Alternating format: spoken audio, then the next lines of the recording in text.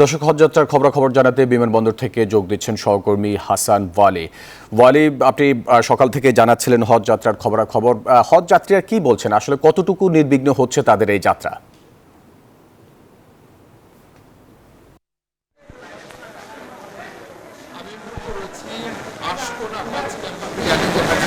যারা যাবে আজকে সকাল থেকে যখনই আসলে হজযাত্রা শুরু হচ্ছে সৌদি এয়ারলাইন্স 4:05 থেকে এরপরে কিন্তু বাংলাদেশ বিমানের একটি বিমান এর মধ্যে ছেড়ে গেছে। আজকে সারাদিনে 7টি ফ্লাইট কিন্তু রয়েছে। আমরা জানতে পারছি 2,700 জন মানুষ যারা হজ করতে যাবেন তারা কিন্তু আসলে রওনা দেবেন। আমরা আসল কিন্তু এই জায়গায় ইমিগ্রেশনের যাবতীয় কাজ শেষ করা হচ্ছে।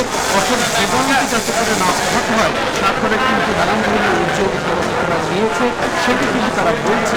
এখন পর্যন্ত 30,000 মানুষ ভিসা পাননি, এটি জানিয়েছেন হাব সভাপতি দাবি করেছেন। তো আমি প্রধানমন্ত্রীর সঙ্গে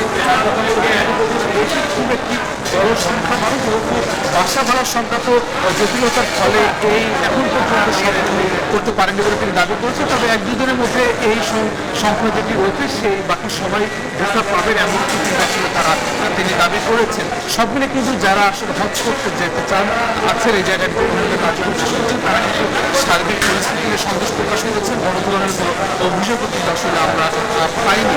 এই জায়গাটিতে যারা রয়েছেন আপনি এয়ারলাইন্স আরেকটি এয়ারলাইন্স জানানো হচ্ছে ফাইন্যান্স এয়ারলাইন্স তরফ থেকে যাত্রীদের যাতে করে না হয় সেই কারণে তারা কিন্তু আসলে তারা কিন্তু জানানো হয়েছে। তারা বলছেন তারা প্রশিক্ষণ দিয়েছেন তাদের যে কর্মী সেটা থেকে।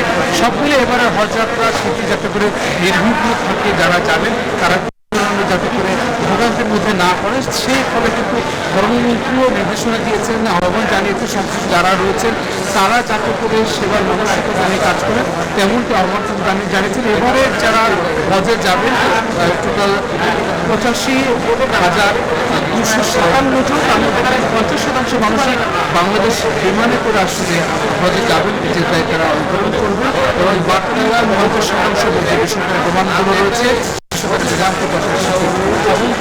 সব মিলে বিমানের হজের আগে 116টি এবং শেষে 125টি ফ্লাইটের মাধ্যমে বাংলাদেশ বিমান যারা হজে যাবেন তাদের সেবা দিচ্ছে। বাকি 50% হজ যাত্রা করার সেই কাজ করছে। সব মিলে আশকর হজ ক্যাম্পে পৌঁছানো আমার কাছে ওয়ালি, আপনাকে ধন্যবাদ।